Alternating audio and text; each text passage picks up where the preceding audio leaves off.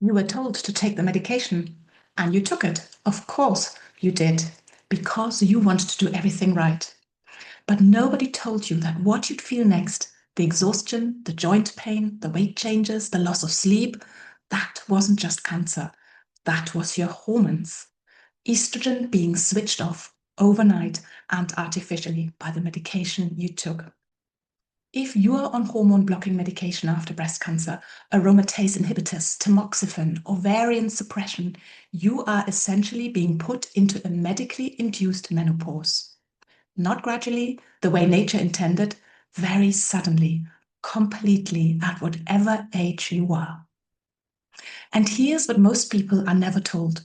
The side effects you're feeling, they make complete sense because estrogen wasn't just about reproduction. Estrogen was running many other systems all over your body. When estrogen drops, especially this fast, all of those systems feel the impact. That's why you feel the way you do.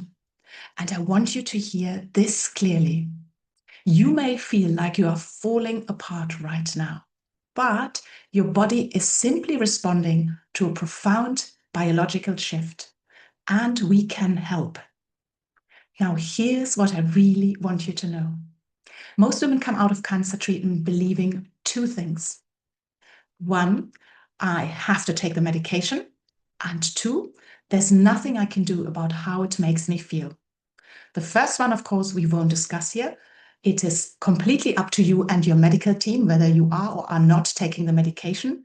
My advice here does not and does never replace medical advice. The second one, though, it is not true. You are not powerless inside your treatment. Yes, estrogen is being blocked on purpose for good reason. But the systems that estrogen used to support, they don't just disappear. You can't bring estrogen back, but you can support what it used to manage. And that changes everything. So, what does that actually look like? There are 5 key areas your body needs support with right now. I want to go through each one because the research on this is actually really clear. It's just not making it into the conversations most women are having with their oncologists. First, muscle and movement. Estrogen played a direct role in maintaining muscle mass and bone density. When it drops suddenly, studies consistently show accelerated muscle loss and a significant increase in fracture risk, especially in the first 2 years on aromatase inhibitors. So when I say resistance training is non-negotiable right now, I'm not talking about going to the gym every day.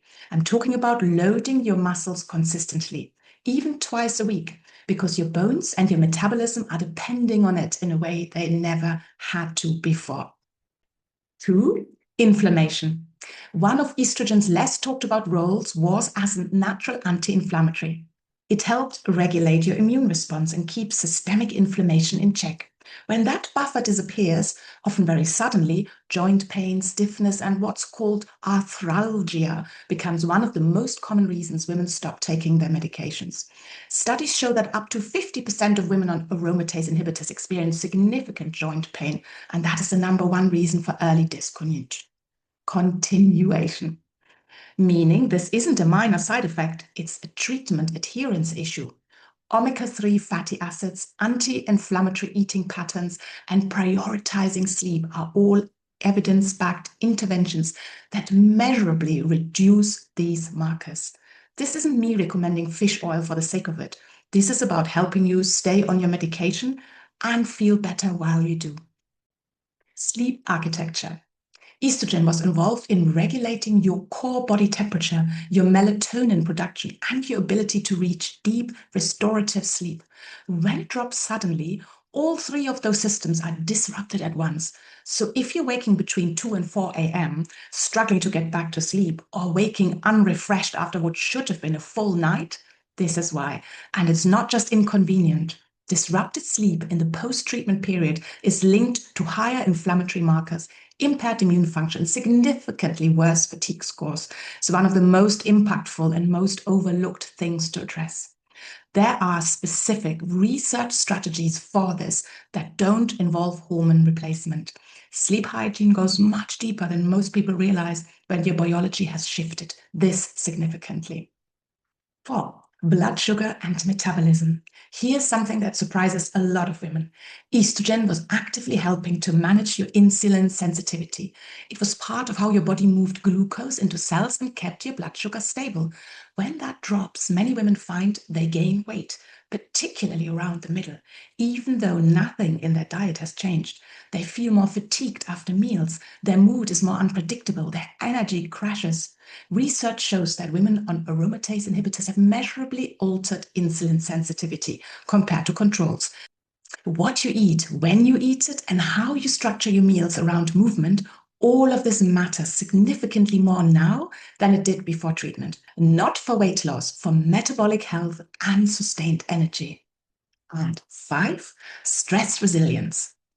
This one often surprises people. Estrogen had a direct moderating effect on your cortisol response. It essentially took the edge off your stress reaction.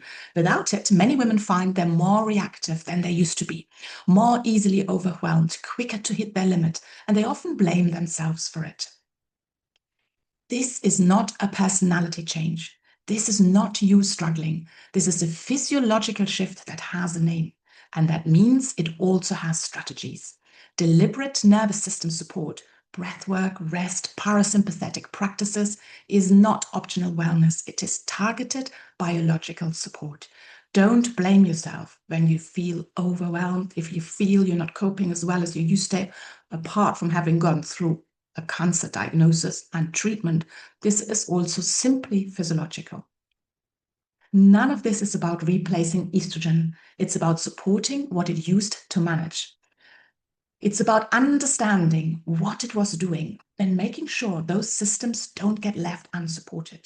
Your body is asking for help in very specific ways, and the research tells us exactly what kind of help it needs. You did the hard thing. You went through treatment. You're taking the medication. Now it's time to do something most oncologists don't have time to tell you. Support your body through recovery. Because you're not just surviving breast cancer, you are living after it. And you deserve to feel as well as possible on your medication, not despite it. And you have more power here than you were told. So I hope this video resonated with you. Come join us in the Breast Cancer Thrivers Club for more support and more sharing. Bye for now.